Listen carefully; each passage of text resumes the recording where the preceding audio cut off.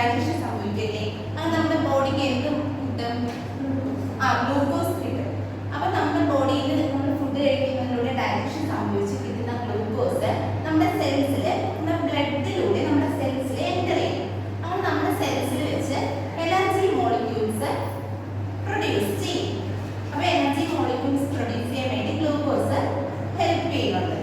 അപ്പൊ നമ്മുടെ ഈ ബോഡിയിലെ ഗ്ലൂക്കോസ് ലെവൽ കൺട്രോൾ ചെയ്യുന്ന ഒരു എൻഡോക്രൈൻ ഗ്ലാൻഡ് ഉണ്ട്. അപ്പൊ എൻഡോക്രൈൻ ഗ്ലാൻഡ്സിനെ കുറിച്ച് നമ്മൾ കഴിഞ്ഞ ക്ലാസ്സിൽ പഠിച്ചു. അപ്പൊ നമ്മുടെ ബോഡിയിലെ ഗ്ലൂക്കോസ് ലെവൽ കൺട്രോൾ ചെയ്യുന്ന എൻഡോക്രൈൻ ഗ്ലാൻഡിന്റെ ഒരു ചാർട്ടാണ് ടീച്ചറുടെ കാണിച്ചിരിക്കുന്നത്. അപ്പൊ നമ്മുടെ ബോഡിയിലെ ഗ്ലൂക്കോസ് ലെവൽ കൺട്രോൾ ചെയ്യുന്ന എൻഡോക്രൈൻ ഗ്ലാൻഡ് ആണ് പാൻക്രിയാസ്. അപ്പൊ പാൻക്രിയാസ് നമ്മളൊരു സ്റ്റൊമക്കിന്റെ കണ്ടിന്യൂഷൻ ആണ്.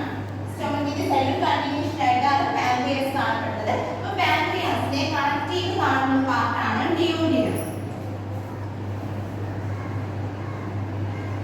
അപ്പൊ പാൻക്രിയാസിനെ കണക്ട് ചെയ്ത് കാണുന്നതാണ് ഡ്യൂഡിനം. അപ്പൊ നമ്മുടെ പാൻക്രിയാസിന്റെ ഒരു എൻലാർജ്ഡ് പോർഷൻ ആണ് ടീച്ചർ ഇവിടെ സൈഡിൽ വരച്ചിരിക്കുന്നത്. അപ്പൊ പാൻക്രിയാസിന് മെയിൻ ആയിട്ട് രണ്ട് സെൽസ് ആണുള്ളത്, രണ്ട് കോശങ്ങളാണുള്ളത്, ആൽഫ സെൽസും ബീറ്റ സെൽസും.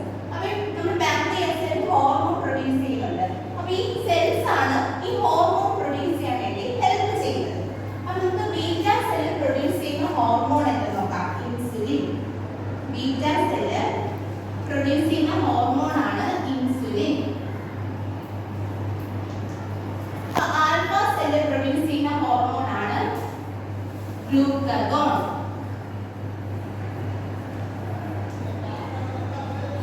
മനസ്സിലായോ? പാൻക്രിയാസിൽ രണ്ട് സെൽസ് ഉണ്ട്, ആൽഫ സെൽസ് ഉണ്ട്, ബീറ്റ സെൽസ് ഉണ്ട്. ബീറ്റ സെൽ പ്രൊഡ്യൂസ് ചെയ്യുന്ന ഹോർമോൺ ആണ് ഇൻസുലിൻ, ആൽഫ സെൽ പ്രൊഡ്യൂസ് ചെയ്യുന്ന ഹോർമോൺ ആണ് ഗ്ലൂക്കഗോൺ. അപ്പൊ ടീച്ചർ നേരത്തെ പറഞ്ഞു പാൻക്രിയാസ് ആണ് നമ്മുടെ ബോഡിയിലെ ഗ്ലൂക്കോസ് ലെവൽ കൺട്രോൾ ചെയ്യുന്നത്. ആർക്കെങ്കിലും അറിയാമോ normal body glucose level? Yes, very good. 70 മുതൽ 110 മില്ലിഗ്രാം പെർ 100 ml ആണ് നമ്മുടെ ബോഡിയിലെ നോർമൽ ഗ്ലൂക്കോസ് ലെവൽ. ഇപ്പൊ നമ്മുടെ ബോഡിയിൽ ഗ്ലൂക്കോസ് ലെവൽ കൂടുകയാണ് എങ്കിൽ എന്ത് സംഭവിക്കും? നമ്മുടെ ഇൻസുലിൻ ഗ്ലൂക്കോസിനെ ഗ്ലൈക്കോജൻ ആയിട്ട് മാറ്റും. നമ്മുടെ ബോഡിയിൽ ഗ്ലൂക്കോസ് ലെവൽ ഇൻക്രീസ് ചെയ്യും. അപ്പം ഇൻസുലിൻ എന്ത് ചെയ്യും? ഗ്ലൂക്കോസിനെ ഗ്ലൈക്കോജൻ ആയിട്ട് കൺവേർട്ട് ചെയ്യും. ഇപ്പൊ നമ്മുടെ ബോഡിയിൽ ഗ്ലൂക്കോസിന്റെ അളവ് കുറവാണ് എങ്കിൽ എന്ത് ചെയ്യും? ഈ ഗ്ലൈക്കോജനെ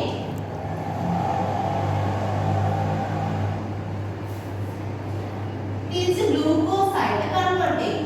അതിന് ഹെൽപ്പ് ചെയ്യുന്ന ഹോർമോൺ ആണ് ഗ്ലൂക്കഗോൺ. മനസ്സിലായോ? നമ്മുടെ ബോഡിയിൽ ഗ്ലൂക്കോസ് ലെവൽ കൂടുമ്പോൾ ഗ്ലൂക്കോസിനെ ഗ്ലൈക്കോജൻ ആയിട്ട് കൺവേർട്ട് ചെയ്യുന്ന ഹോർമോൺ ആണ് ഇൻസുലിൻ. നമ്മുടെ ബോഡിയിൽ ഗ്ലൂക്കോസ് ലെവൽ ഡിക്രീസ് ചെയ്യുമ്പോൾ ഈ സ്റ്റോർ